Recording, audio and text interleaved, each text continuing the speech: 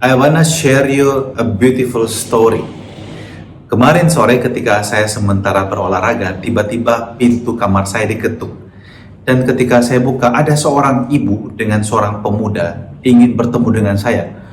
Ya, karena protokol saya katakan kita bicara di luar. Lalu dia mengatakan, Pastor masih ingat saya. Saya berpikir siapa ya? Saya bilang saya tidak ingat lagi. Dia bilang saya pernah datang ke pastor. Saya ingat-ingat siapa ya? Saya bilang enggak, saya tidak ingat. Dia bilang, oh, saya pernah ketemu dengan pastor di gereja. Oh ya, Anda tahu, seringkali saya ketemu dengan banyak orang dan saya tidak ingat siapa dia. Tapi saya kemudian terlintas, ya, ibu ini pernah ketemu dengan saya.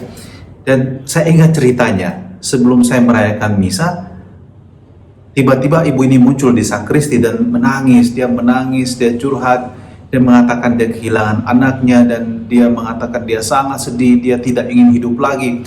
Dan kemudian waktu itu karena misa sudah mau mulai, saya katakan ibu tunggu di sini, sabar, saya akan misa dulu ya. Dan ketika saya kembali misa, ibu tersebut masih di sana dan ditemani oleh seorang anggota umat di katedral yang menghibur dia, yang menguatkan dia. Dan ketika selesai misa, dia kemudian mengutarakan kesedihan hatinya. Dia merasa sudah kehilangan putranya sudah meninggalkan dia, bahkan meninggalkan agama yang begitu dia cintai. Dan dia minta supaya dia bisa tinggal di gereja dan kemudian bisa mengabdikan hidupnya kepada gereja. Saya katakan, ibu tidak bisa tinggal di sini.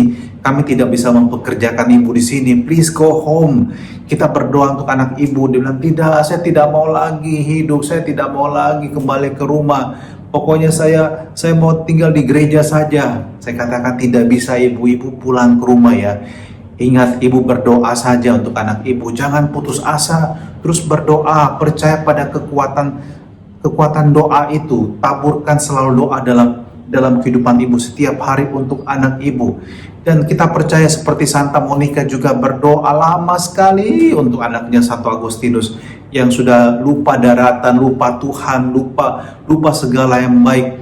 Dan kemudian saya minta kepada salah satu umat yang ada di situ untuk mengantarkan ibu tersebut pulang. Dan kemudian setelah begitu panjang waktu berlalu, saya yakin sudah lebih dari 2 tahun. Dan kemarin sore dia datang pada saya dan mengatakan, Pastor, anak saya sudah kembali dan dia juga sudah mau bertobat, dia mau kembali ke agama Katolik. Wow, amazing. Saya katakan dalam hati, Tuhan sungguh luar biasa. Tuhan menjawab doa ibu ini. Bayangkan, sesuatu yang kadang bagi kita mungkin mustahil, tetapi di dalam kasih Tuhan tidak ada hal yang mustahil. Amin, saudaraku. Dan yang ingin saya bagikan pada Anda adalah ibu ini memainkan peran sebagai seorang penabur yang tidak pernah menyerah dengan lahan yang dia taburi. Ibu ini ibu yang sangat sederhana. Dia hidup dari berjualan, dan yang dia tunjukkan adalah seperti just like the parable in our gospel today. Kisah mengenai penabur. Dia keluar untuk menaburkan. Ada yang jatuh di jalan, ada yang jatuh di tanah berbatuan, ada yang jatuh di semak berduri, dan ada yang jatuh di tanah yang subur. Somehow kita bisa mengatakan penabur ini gila, tetapi semangatnya dia luar biasa. Dia pokoknya menabur saja, menabur kebaikan, menabur cinta. Dan bagaimana kemudian benih itu tumbuh, semua tergantung dari kuasa Allah. Semua juga tergantung dari tanah di mana benih itu ditaburkan. Dan saya sangat yakin bahwa dalam hati setiap manusia, you are not 100% only tanah yang berbatuan, 100% hanya tanah yang ditumbuhi semak berduri, atau hanya jalan aspal yang keras di mana tidak ada bisa tumbuh sama sekali. In your heart, kita punya semua lahan ini.